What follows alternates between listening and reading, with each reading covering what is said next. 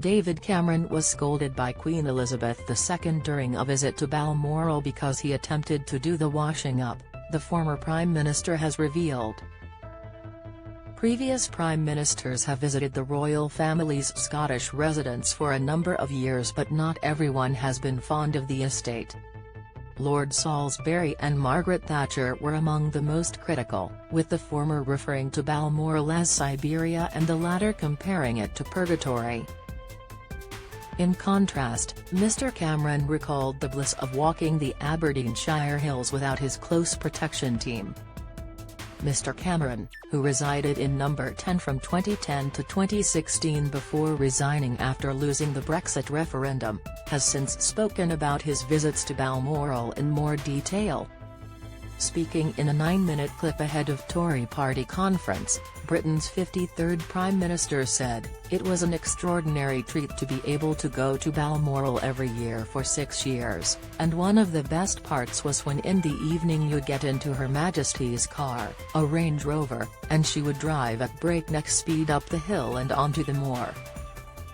Just in, King Charles to host South Africa's Cyril Ramaphosa in November in first state visit. What is the PM doing? Queen Elizabeth scolded David Cameron during Balmoral visit. Image, Getty. Cameron recalled the bliss of walking the Aberdeenshire hills without his close protection team. Image, Getty, and there at a sort of converted bothy, an old cottage on the hill, would be the Duke of Edinburgh with a barbecue he'd built himself, barbecuing grouse for your dinner. Mr Cameron added, "I'm not making this up, you sat down and Prince Philip and Her Majesty the Queen served your dinner and cleared it away and washed it up while you sat talking with the other guests. I remember, I think it was sort of year 5, I thought well, I now surely can help, and got up and got on the marigolds and started doing the washing up. And I remember Her Majesty saying, 'What on earth is the Prime Minister doing?' Read more." Prince William, frustrated as Sussex's given role he had on previous Prime Ministers, have visited the royal family's Scottish residence for a number of years. Image, Getty. "I'd broken with the protocol and rapidly sat back down and did what I was told." In another tribute, Theresa May said, "Her Majesty was so good at putting everybody at their ease. She was incredibly well informed, had immense experience, knowledge and wisdom.